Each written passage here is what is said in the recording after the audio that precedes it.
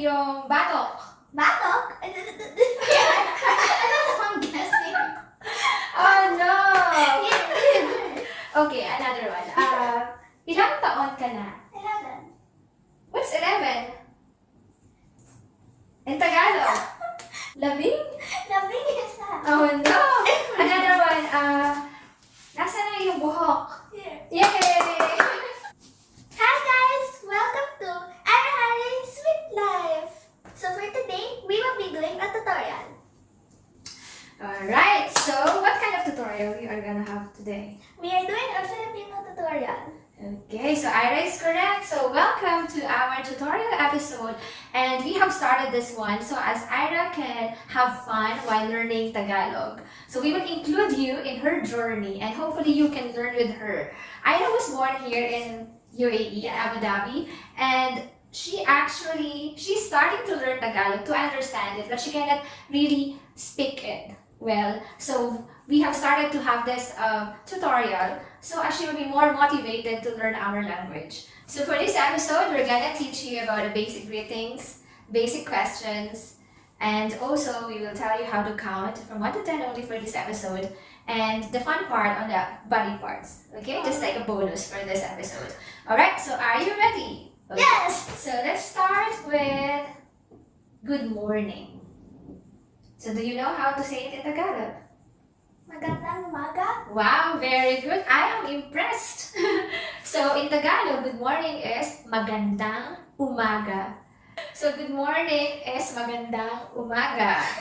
If you want to become more polite, in our language, we are adding po or opo. So in a sentence, if you want to greet more politely, you have to say Magandang umaga po. correct. So that is in the morning, okay? What if in the afternoon? So you're gonna say, good afternoon. Good afternoon. So in Tagalog, it will be? Okay, I will tell you. But after this episode, you have to tell me, okay? You have to learn something from this. So you have to say, magandang hapon. Oh, I forgot. Yeah. Can you say it now? Magandang hapon po. Very good. So at nighttime or in the evening, you have to say good evening. And in Tagalog, it will be Magandang gabi po. very good. Alright. So what else? So for example, you meet your friend or anybody and you have to ask him or her, how are you? So in Tagalog, you have to ask, how are you in Tagalog is, kumusta ka? Or kumusta po kayo? Can you say that? Kumusta po kayo? Very good. So we're done with the basic greetings. Now down to the next one. Basic questions to know more about a person, like what is the name of the person and other information. So for example, I will ask you, Ira, what's your name? So can you say it in Tagalog? Ang pangalan ko ay Ira. Just doing her best. Alright. So to ask what's your name in Tagalog, it will be ano ang pangalan mo? Okay? Ano ang pangalan mo? And Ira said, ako po si, say it again correctly. Ako po si Ira. Correct? Very good. So second one, how old are you? In Tagalog, I will ask you, ilang taon ka na? To answer that, you have to say, ako po ay 11 taong gulang.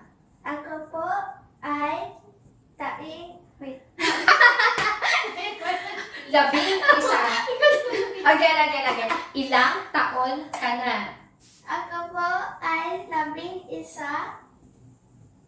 taong Gulang. Okay, you're doing well. Don't worry. After the end of the episodes that we're gonna have in this tutorial, you will be better in Tagalog. Okay, you're doing your best. Next question. When is your birthday? When is your birthday? August 8. Okay, in Tagalog. Okay, I have to ask you in Tagalog. Kailan ang iyong kaarawan? So to ask when is your birthday in Tagalog, you have to say kailan ang iyong kaarawan. So ang kaarawan ko po ay, and then you have to say your birthday. Alright? So next question. question. Where do you live? Saan ka nakatira? UAE. Ako po. Ako po. Okay. And Saan ka nakatira? Ako po ay nakatira sa Abu Dhabi. ako po ay nakatira sa Abu Dhabi. Very good. What is your favorite food? So if you want to know more about the person, we're gonna ask what are his or her favorite things to do, favorite food to eat, something like that. So let's ask Ida what is her favorite food. To ask it in Tagalog, we have to say, ano ang paborito mong pagkain? So favorite, paborito in Tagalog. So ano ang paborito mong pagkain? Fried chicken. Yes. Ano ang paborito mong puntahan? The mall. Ano, sa mall. Ano ang paborito mong gawin sa mall? Walk around. Yeah, good. Not shopping. Just walk around. No, I think it's eating. Her favorite thing to do is to eat. And then after eating, walk around. Eating is pagkain. Ang kumain, yeah? Your favorite thing to do is to eat. So, ang paborito mong gawin ay kumain. Tama? Yeah. Alright, so I think in the next round, Ida will do good here. Can you show them that you can count from 1 to 10 in Tagalog? Okay, let's start. Yeah. Isa is number 1. Dalawa is number 2. Tatlo is number 3. Apat is number 4. Lima is number 5. You can do that. Anim is number 6. Pito is number 7. Walo is number 8. Siyam is number 9. Siyam is number 9. Sampo is 10. Very good. And labing isa, your age is? Labing isa is number 11. Alright, very good. So now, for the last episode, the fun part, I just want for Ida to learn the body parts in Tagalog. Buhok. Alright, it's hair. Yeah. Yeah. Mata. Yeah. Ilong. Okay. Come on, you can do that. What? What are you trying to? The mouth? Baba. Ah, the chin. Alright, baba. Okay. Uh, What about cheek? The cheek. Pisngi. This is pisngi. And the lip. What about the lip? Labi. Lovely, very good. What about the tongue? The tongue. I don't know. Dila. Dila. What about the teeth? Teeth is ngipin.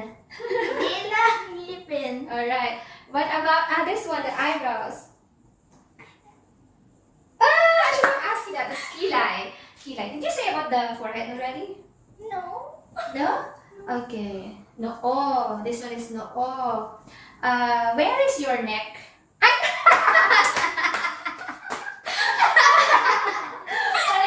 ask in English. Asan ang iyong batok? Asan ang iyong batok? She doesn't know. Batok is nape.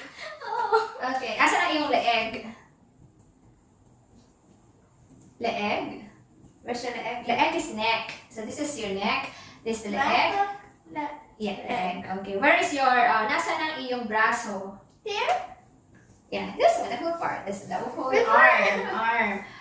At nasaan ang iyong elbow? Ay! I'm confused now. Nasaan ang iyong siko?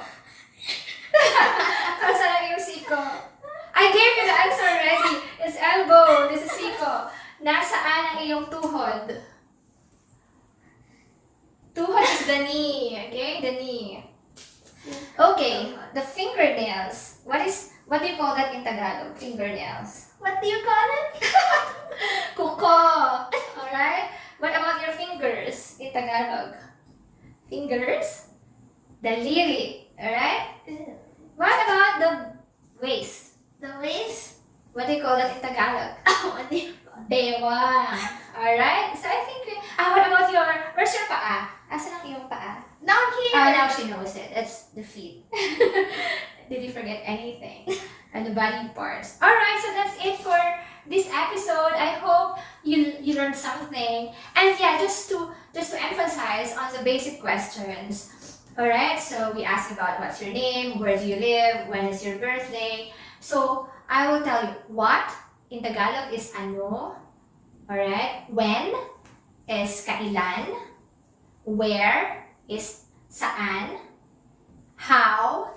For example, somebody will ask you how to go there. So, paano? Paano ang magpunta sa lugar na to? So, that's how to go to that place. Why in Tagalog is bakit. Alright? So, if you will hear those words, you know how to answer, okay? If you will remember these 5 basic questions. Alright? So, before we end this, Ira, can you tell us what you have learned? Anything that you will remember, that's fine. It's only our first episode. The basic greetings. Alright? Like? Counting 1 to 10. Yes. Some of the basic questions. And body parts. Yeah. Alright. So, now that we're gonna end this, we have to say goodbye. So, in Tagalog, you have to say it. Paalam. Paalam. Paalam po. Yeah, very good. So, see you in our next episode. Bye guys! Don't forget to like this video and subscribe to Ira Harry's Sweet Life. Bye-bye! And also don't forget, Jesus loves you all.